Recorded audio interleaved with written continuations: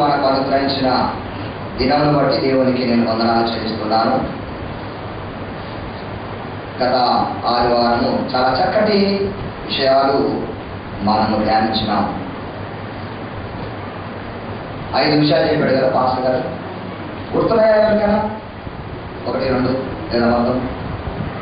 ఆలోచనలు జాగ్రత్త, మాటలు జాగ్రత్త, క్రియలు జాగ్రత్త, అలవాట్లు జాగ్రత్త, ప్రవర్తన. అంటే ఇవన్నీ కూడా జాగ్రత్తలు. నేను అడిగా పాస్టర్ గారు అన్ని జాగ్రత్తల గురించి చెప్పారు కదా, ఏంటి అంటే నిజంగా ఈ రోజులో జాగ్రత్త అనేటువంటి మాట చాలా ప్రాముఖ్యమైనది. ఎందుకంటే దేవుని మాత్రం మనం ఆదరిస్తుంది. ఒక మాట చెప్పాలంటే మీకు, నేను అదే రోజు అనగా పోయిన వారమే విశ్వాసులారా జాగ్రత్త అన్న అంశం సిద్ధం చేసుకున్నా. దాంట్లో కూడా జాగ్రత్తలు ఉన్నాయి. హల్లెలూయా, హల్లెలూయా. స్పందించండి. ఈరోజు ఎఫెసీయులకు రాసిన పత్రికలో 2వ అధ్యాయము 1 నుంచి 10 వచనాల వరకు ధ్యానించాలని సిద్ధపడ్డాను. అయితే ఎఫెసీయులకు రాసిన పత్రికను ధ్యానం చేయడానికి ముందు ఈ సంఘం యొక్క చరిత్రను మీకు తెలియజేయాలని ఆశపడుతూ ఉన్నాను. ఎఫెసీ అన్ని సంఘాలకు తల్లి సంఘం. ఇది ఆది సంఘము.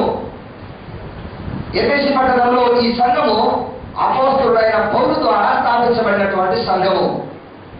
ఎఫెసీ పట్టణము ఆసియా ఖండంలో పేరు మోసిన వ్యాపార కేంద్రముగా ఉండేది ఒకప్పుడు.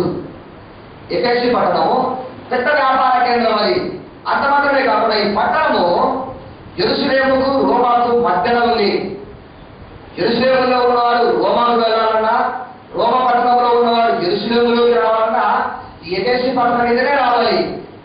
కనుక ఎఫెసీ పట్టణంలో చాలా వ్యాపారాలు జరిగేవి. వ్యాపారానికి కేంద్రం అది. అంత మాత్రమే కాదండి, అక్కడ ఒక దేవత గుడి కూడా కట్టబడింది. అది పెద్ద, అంటే ఆ చిన్న ఆసియా ఖండంలో ఆ దేవత గుడి ఆ ఎఫెసీ పట్టణంలో చాలా పెద్దది. ఆ దేవత పేరు డయానా, మరొక పేరు కూడా ఉంది ఆర్తెమి దేవి అనేటువంటి పేరు. అయితే ఆ స్థలంలో పౌలు గారు పరిచర్యను ప్రారంభించి అక్కడ సంఘాన్ని స్థాపించినాడు. పౌలు మరణించిన తర్వాత ఆ పరిచర్యను తిమోతి గారు కొనసాగించినారు. అయితే కాలక్రమేణా డెమోషియన్ చక్రవర్తి గారు కాలంలో తిమోతి కూడా అక్కడే హతసాక్షి అయినట్లు చరిత్రలో ఆధారాలు ఉన్నాయి. అయితే తిమోతి గారు చనిపోయిన తర్వాత యోహాను గారు, యేసుక్రీస్తు శిష్యులలో ఒకరైనటువంటి యోహాను గారు తన వృద్ధాప్యంలో యెరూషలేములో ఉండి ఆ సంఘాన్ని బలపరిచినట్లు చరిత్రలో ఆధారాలు ఉన్నాయి.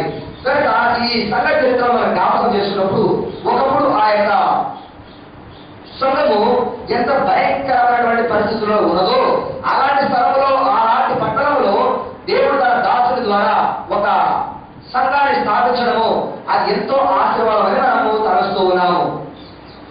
అయితే ఈరోజు దేవుడు మనకు అనుగ్రహించినటువంటి ఈ లేఖన భాగాన్ని ధ్యానం చేసుకున్నాము. ఇందులో 2వ అధ్యాయము 1 నుంచి 10 వచనం వరకు ధ్యానం చేసుకున్నాము. దీనికి అంశం ఏమిటంటే పాపుల పట్ల ప్రభువు ప్రణాళిక. ఈనాటి ధ్యాన భాగంలోని అంశం ఏమిటంటే పాపుల పట్ల ప్రభువు ప్రణాళిక. క్రీస్తునందు ప్రేమైనటువంటి వాళ్ళ దేవుడు మానవుల పట్ల అనగా పాపుల పట్ల ఎలాంటి ప్రణాళికలు కలిగి ఉన్నాడు, మనుషులు ఒకప్పుడు ఎలాంటి జీవిత విధానాలు జీవించినాడు, ఒకప్పుడు వారి జీవిత స్థితిగతులు ఎలా ఉన్నాయో ఇవన్నీ కూడా 1 నుంచి 3 వచనాల వరకు స్పష్టంగా రాయబడి ఉన్నాయి. అంటే మానవ జీవిత విధానము, మానవుడు ఏ స్థితిలో ఎలా ఉన్నాడో ఇక్కడ స్పష్టంగా 3 వచనాలు చదువుతున్నారని జాగ్రత్తగా గమనించండి.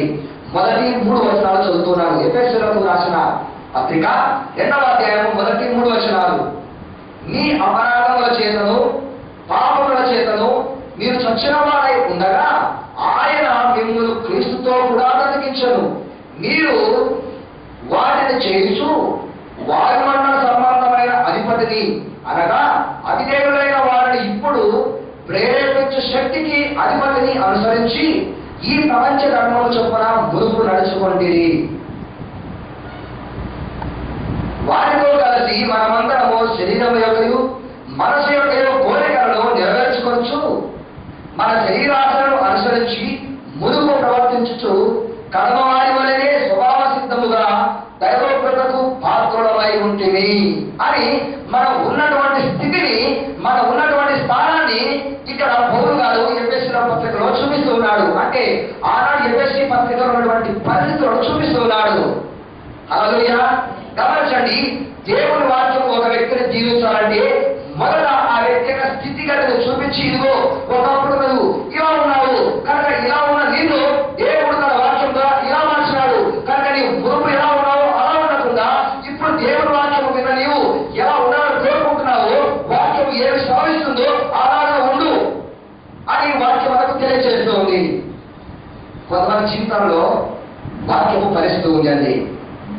ఎవరి జీవితంలో వాక్యం ఫలిస్తుంది అంటే, గమనించండి, వర్షం కొండ మీద పడ్డప్పుడు ఆ వర్షం నీరంతా ఎక్కడ నిలవవుతుంది? ఎక్కడ నిలవవుతుంది? బాగా జాగ్రత్త గమనించండి. వర్షము కొండ మీద పడ్డప్పుడు ఆ కొండ మీద పడ్డటువంటి ఆ వర్షపు జల్లులు, ఆ వర్షపు చినుకులు కిందగా జారి ఎక్కడ పడుతుందంటే లోయలో పడతాయి. లోయలో పడతాయి. ఆ కొండ మీద పచ్చదనం ఉండదు కానీ ఆ లోయలో పచ్చదనం ఉంటుంది. ఎందుకంటే ఆ కొండ మీద పడిన వారంతా కూడా, ఆ వర్షమంతా కూడా లోయలో నిలవవుతున్నాయి. అంటే లోయ వంటి అనుభవము అంటే జీవితంలో